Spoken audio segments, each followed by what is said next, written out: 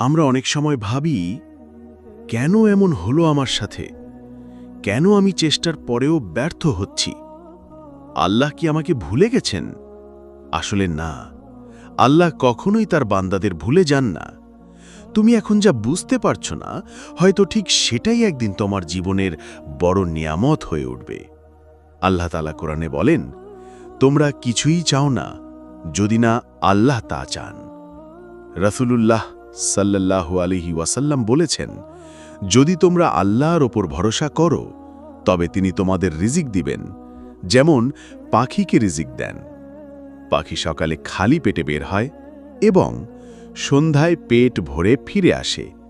এই পাখির মতো যদি আমরা আল্লাহর ওপর ভরসা রাখি, তাহলে তিনিই আমাদের রিজিক, পথ এবং সমাধান দিবেন ঠিক সঠিক সময়ে।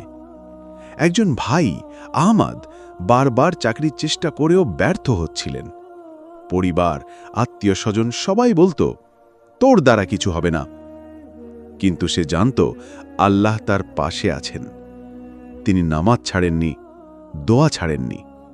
একদিন হঠাৎ এক বন্ধুর রেফারেন্সে ইন্টারভিউ দিতে গেলেন। সেই ইন্টারভিউ বদলে দিল তার পুরো জীবন। চাকরি তো পেলেনই, পাশাপাশি নিজের একটি ছোট উদ্যোগও শুরু করলেন।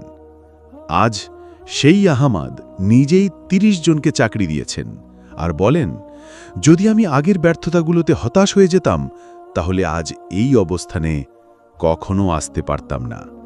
তাই ভাই, বোন, তুমি আজ যা হারাচ্ছ মনে করছো, হয়তো সেটাই তোমাকে কিছু বড় পাওয়ার পথে নিচ্ছে। আল্লাহ তাআলা বলেন, তোমরা হয়তো এমন কিছুকে অপছন্দ করো, অথচ সেটাই তোমাদের জন্য ভালো। তুমি যদি ধৈর্য ধরো, আল্লাহর উপর ভরসা রাখো, তবে নিশ্চিত থাকো তোমার জন্য এমন কিছু লেখা আছে যা তুমি কল্পনাও করতে পারো না। তুমি শুধু চেষ্টা করো আর আল্লাহর পরিকল্পনার উপর পূর্ণ আস্থা রাখো, কারণ আল্লাহর পরিকল্পনা কখনো ব্যর্থ হয় না।